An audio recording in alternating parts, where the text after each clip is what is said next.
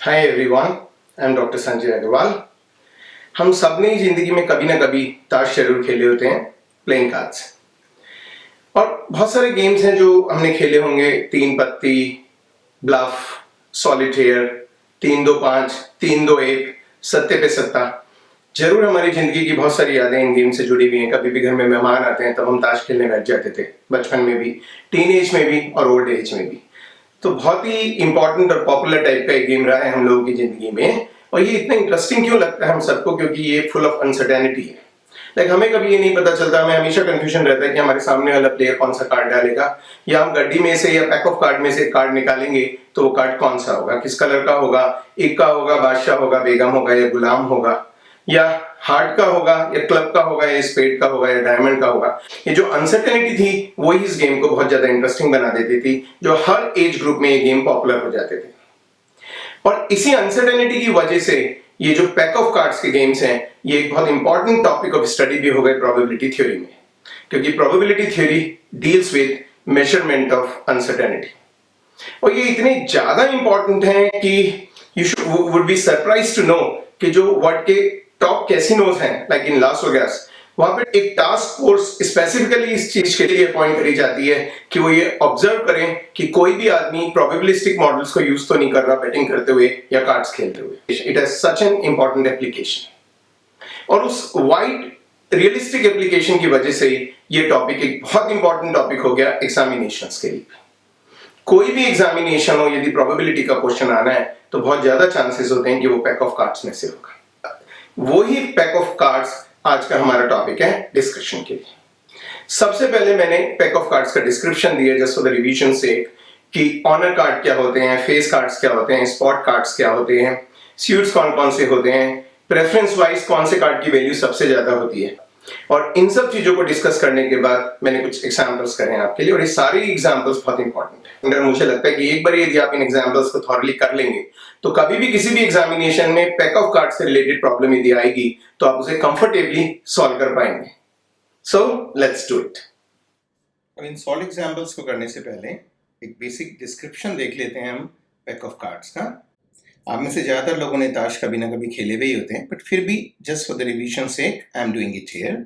So description of standard pack of cards. 52 cards होते हैं,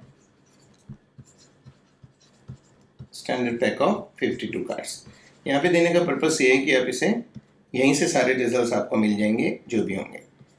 इसमें 4 स्वीट्स होते हैं, हर स्वीट में 13 कार्ड्स होते हैं, 13 कार्ड्स ईच। अब ये कौन कौन से 4 स्वीट्स होते हैं? 2 इसमें रेड होते हैं, रेड 2 स्वीट्स, और 2 इसमें ब्लैक होते हैं। तो इन ऑल 26 रेड कार्ड्स होंगे और 26 ब्लैक कार्ड्स होंगे। अब ये 2 टाइप के होते हैं रेड वाले, या तो हार्ट्स होते हैं 13 कार्ड्स, या डायमंड्स होते हैं 13 कार्ड्स। ब्लैक वाले क्लब्स 13 और स्पेड्स 13।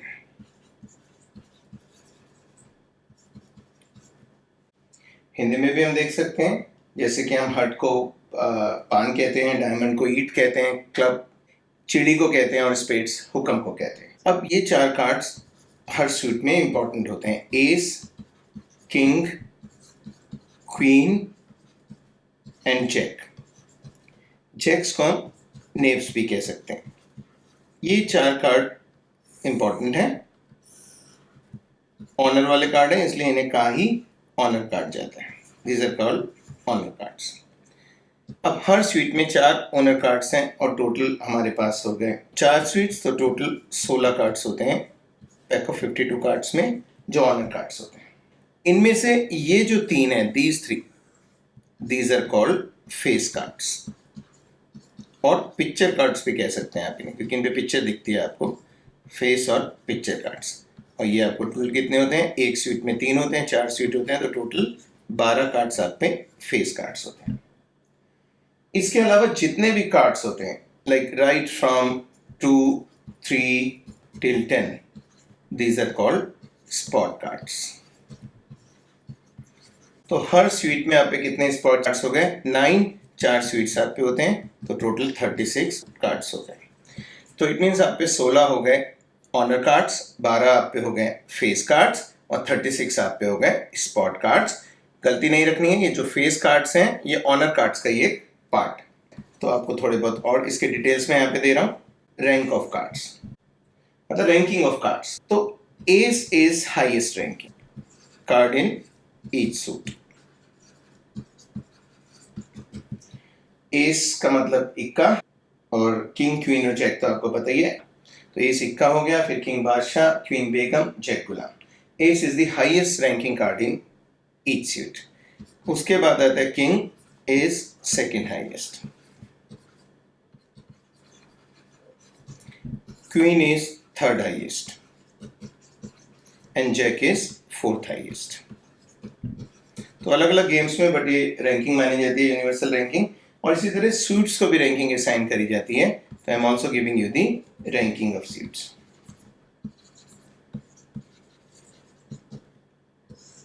तो स्पेड्स आर हाईएस्ट रैंकिंग.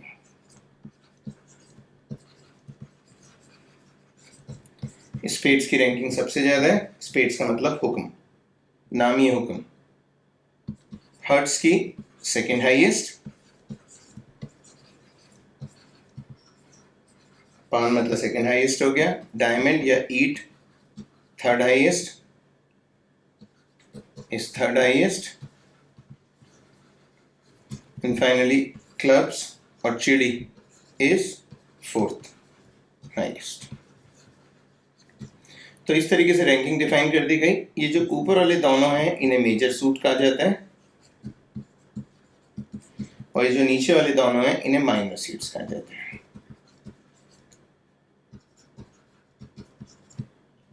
तो मेरे ख्याल से डिस्क्रिप्शन आपको इस तरह के क्वेश्चंस को सॉल्व करने में हेल्प करेगी. So this is pack of cards in totality, जो जो चीजें हमें पता होनी चाहिए.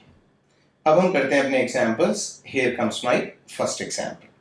नॉर्मली 52 कार्ड्स होते हैं. एक कार्ड यहाँ पे गिवन है, खो गया है, तो you have 51 cards. In 51 cards में से आपने 2 कार्ड्स ड्रॉ करें और वो दोनों के दोनों डायमंड निकले. आपको प्रोबेबिलिटी निकालनी है कि जो कार्ड खोया था वो भी डायमंड है. इसका मतलब आपकी हाइपोथेसिस है इवन. पहला इवेंट है even, lost card is a diamond. तो एक पॉसिबिलिटी हो गई कि लॉस्ट कार्ड डायमंड है और दूसरी पॉसिबिलिटी हो गई last card is not diamond.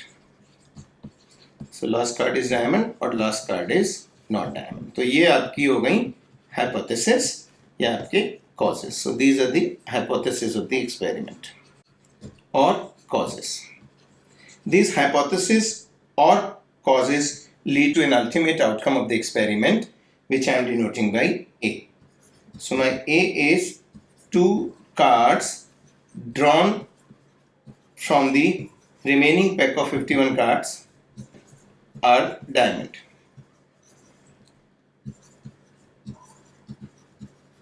तो ये हमने अल्टीमेट इवेंट डिफाइन कर दिया.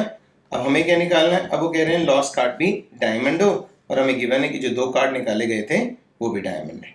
तो it means I want to find the probability of event given A. Present given है, पास्ट निकालना है. ऑब्वियसली बेस थ्योरम यूज होगी. Probability of A given event, probability of event upon probability of A. Denominator is total probability. You know how to find it out. Confusion है, you can revise your video on total probability. This denominator is probability of A given E1 into probability of E1 plus probability of A given E2 into probability of E2. अब ये सारी probabilities हमें निकालनी है. तो सबसे पहले हम निकालेंगे probability of E1. इसका मतलब the lost card is a diamond. Diamond 8 होते कितने? 13 होते हैं. Total cards होते हैं 52. So 13 by 52 that is 1 by 4. इसी तरह the lost card is not a diamond. इसका मतलब डायमंड के अलावा सारी पॉसिबिलिटीज इस इवेंट को फेवर कर रही हैं. So that comes out to be 3/4. Now comes probability of A given E one. हम वो सारी प्रोबेबिलिटीज निकाल रहे हैं जो हमें अल्टीमेटली फॉर्मूला 1 में सब्स्टिट्यूट करनी है. इसको हम लैंग्वेज में यदि लिखें, probability of drawing 2 diamonds given that the lost card was diamond. Lost card is diamond. अब यदि लॉस्ट कार्ड डायमंड है तो इसका मतलब आपके पैक में एक डायमंड कम हो गया। तो डायमंड होते हैं 13, एक कम हो गया मतलब रह गए 12। 12 में से दो कार्ड आपको निकालने हैं which can be done in 12C2 ways, और एक कार्ड खो चुका है, पैक में है 51C2, that is 12 into 11 upon 51 into 50.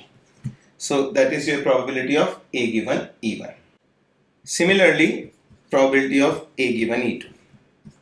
Probability of drawing two diamonds from the pack of 51 cards, given that lost card is not a diamond. और यदि lost card diamond नहीं है तो इसका मतलब अब सारे के सारे डायमंड 13 के 13 डायमंड पैक में है, तो उन 13 में से आपको दो निकालने हैं, बट एक कार्ड खोया हुआ है 51C2, so it comes out to be 13 into 12 upon 51 into 50. Quite obvious. आपकी नॉलेज ऑफ परम्यूटेशन कॉम्बिनेशन या बेसिक प्रोबेबिलिटी तो ऑब्वियसली आपको हेल्प करेगी ही करेगी। Now I am substituting this all this in formula 1, so from 1, let me see whether I have numbered it or not. Yeah, it's from 1. My probability of even given A is 12 into 11. I'm just substituting all the things which I have already calculated into 1 upon 4 upon 12 into 11 upon 51 into 50 into 1 upon 4 plus 13 into 12 upon 51 into 50 into 3 upon 4, which on simplification would give you 11 by 50 answer. So we were able to do this. So let's now move to our second example. So here comes my second example. A person draws two cards successively without replacement from a pack of 52 cards. He tells that both cards are aces. Hindi में aces मतलब एक card. तो दो card draw करता है without replacement from 50 cards. वो बताता है कि दोनों कार्ड इक्का हैं, दोनों कार्ड एसीज हैं। What is the probability that both are aces? वो बता रहा है एसीज है और हम जानना चाहते हैं क्या प्रोबेबिलिटी है कि वो एसीज हैं। तो इसका मतलब बेसिकली जो मेरे शुरू के इवेंट्स होंगे, इनिशियल इवेंट्स होंगे, तो इवन हो गया बोथ कार्ड्स आर एसीज, या दूसरी पॉसिबिलिटी हो जाएगी both cards are not aces, क्योंकि इसी में तो कंफ्यूजन है कि वो एसीज हैं या एसीज नहीं है। कि उसने दो कार्ड निकाले, वो बता रहा है कि दोनों कार्ड एस हैं, हमें प्रोबेबिलिटी निकालनी है कि हाँ वो दोनों के दोनों एसेस हैं, बट साथ ही साथ हमने उस पर्सन की प्रोबेबिलिटी दी हुई है सच बोलने की। इसका मतलब वो कह रहा है एसीज है और वो निकल भी एसीज है, इट मीन्स वो सच बोल रहा है। ये सिंपल लैंग्वेज हुई। तो ए इवेंट हो गया हमारा ultimate event, person reports that both the cards are aces. Person reports that both the cards are aces. तो एक बार इवेंट्स डिसाइड हो जाए उसके बाद तो काफी इजी हो जाता है। These are your causes and these are your ultimate outcome.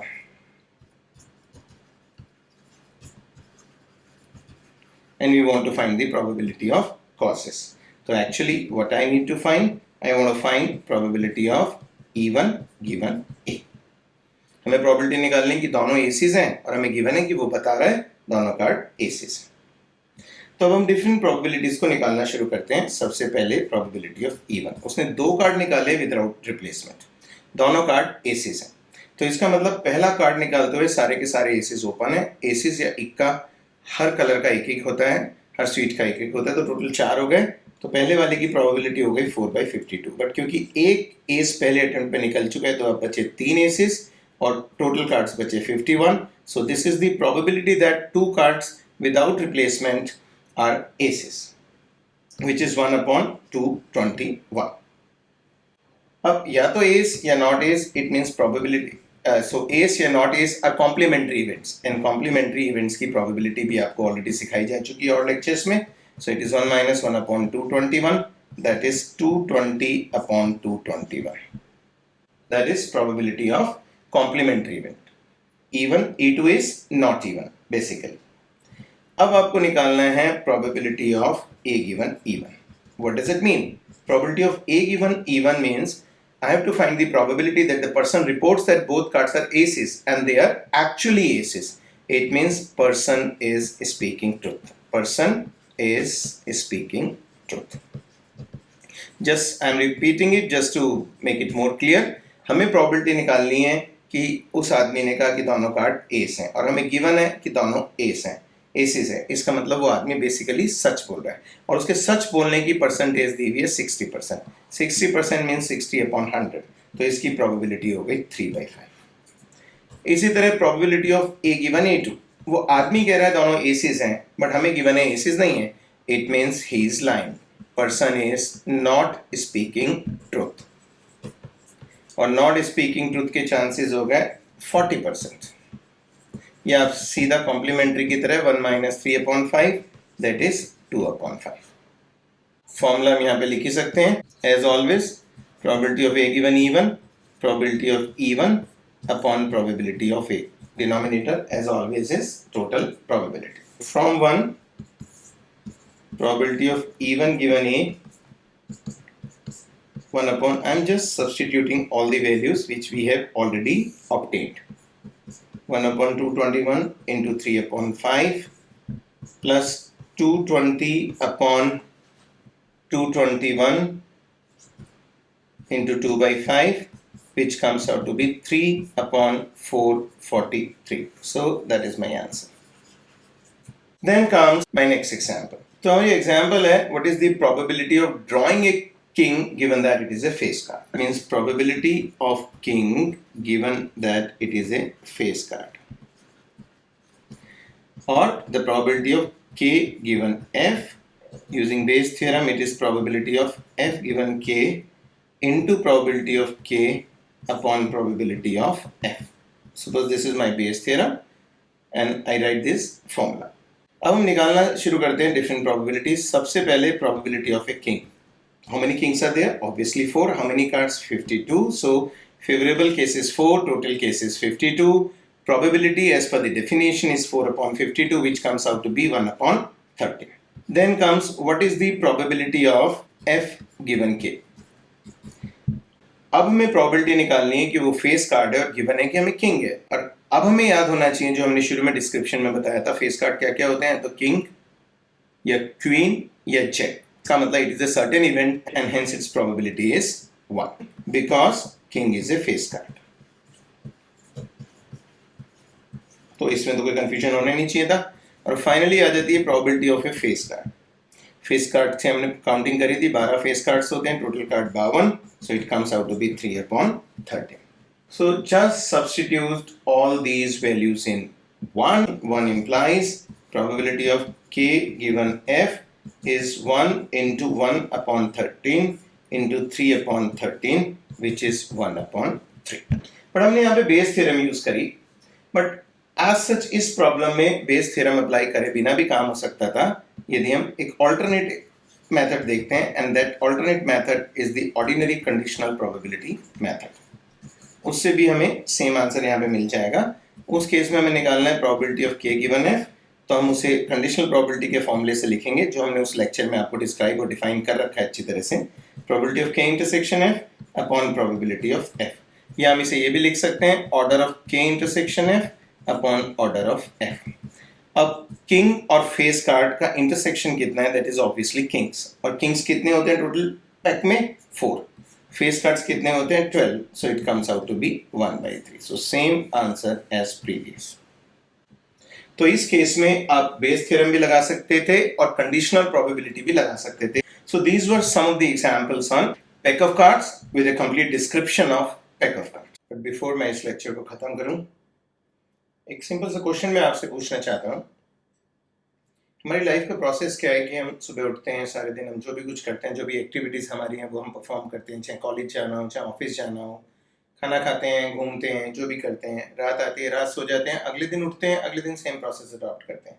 But her morning पे हमारे पास 2 चॉइसेस होती हैं। पहली तो होती है continue to sleep with your dreams, कि हम सोते रहें अपने ड्रीम्स के साथ और अपने ड्रीम्स में ही हम दुनिया की सारी चीज़ें अचीव कर लें। That is one option, an easier one. I'm not doing anything. I'm just dreaming. I'm sleeping. I'm dreaming, and I'm assuming as if I have achieved everything in my life. और दूसरा option है that I wake up and I chase my dreams. Obviously, second option थोड़ा tough है। उठना पड़ेगा, dreams को chess करना पड़ेगा, उन्हें रियलिटी में कन्वर्ट करना पड़ेगा, और रियलिटी में कन्वर्ट खाली सोचने से तो होता नहीं है ना, उसके लिए एफर्ट्स करना पड़ेगा। But I'm very sure, and I must tell you, for a person like you who is so young, who is so energetic, who is so passionate, converting dream into reality is not a big task. If you take a decision that yes, I have to do this. So wake up, guys, work hard, put in your efforts consistently, and convert your dreams into reality. And I think for most of you at this moment of time, the dream is to be able to clear the entrances you're appearing in, or to get the highest grades in the examination you're appearing in. जब अपनी qualifications आप अच्छी करेंगे, आपके admissions अच्छी जगह होंगे, तभी आप अपनी लाइफ के अल्टीमेट गोल्स को या आगे जो कैरियर गोल्स हैं आप उन्हें अचीव कर पाएंगे. तो मेरे ख्याल से टाइम नहीं है सोने का, टाइम मेहनत करने का है.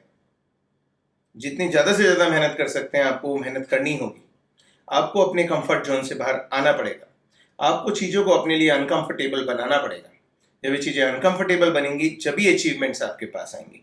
जब आप अपनी कैपेसिटी के बियॉन्ड काम करेंगे, जब आप अपनी लिमिटेशंस को स्ट्रेच करेंगे, जब अपनी लिमिट को आप स्ट्रेच कर देंगे, उसके बाद ही आपकी अचीवमेंट्स आती हैं. So keep it up, have confidence in you, put in most of the efforts, spend most of the times fruitfully, and try to attain whatever you want to do, and work towards those things which you really want to attain. My best wishes are always with you. See you soon. All the best.